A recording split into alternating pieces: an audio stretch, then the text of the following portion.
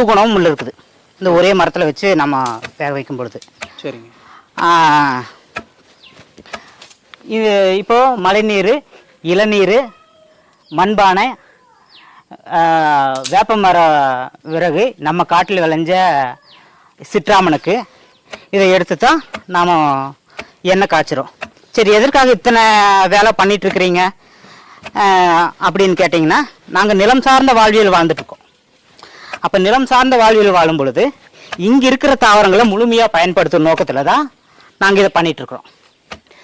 அப்போது இப்போ இங்கே இயல்பாக வரக்கூடிய தாவரம் என்னன்னு பார்த்தோம்னா,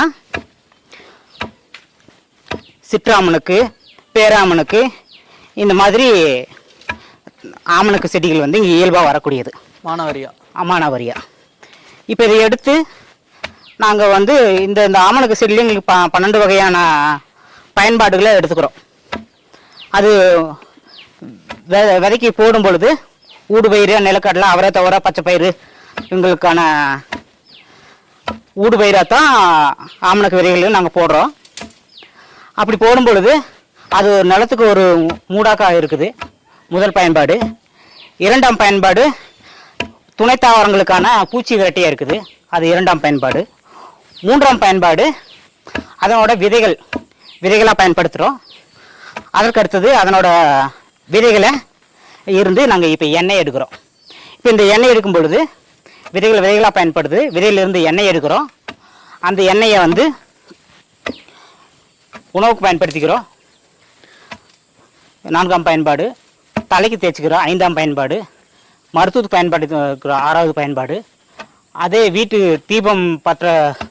தீபத்துக்கு கரண்ட்டாக மாற்றுக்காக பயன்படுத்துகிறோம். சரிங்களா? அது அப்புறம் அந்த குச்சிகள் வந்து கேஸுக்கு மாற்றாக பயன்படுது, எரிபொருள். கேஸ் கிடையாது.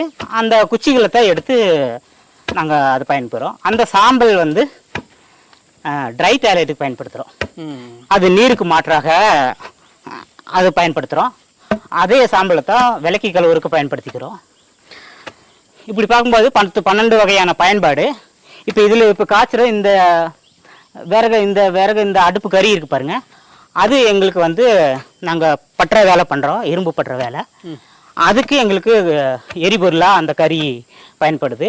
அந்த கறியை பொடியாக்கி பருப்பொடியாக வச்சுக்கிறோம். அப்புறம் இதில் வெந்தது பிற்பாடு இதில் இருக்கிற புண்ணாக்கு உரமாக பயன்படுத்துகிறோம்.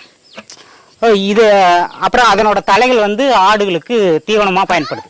இப்படி பண்ணாதான் தற்சார்பு வாழ்க்கையை வந்து முழுமை பெறுமே ஒழிய சும்மா நம்ம எல்லா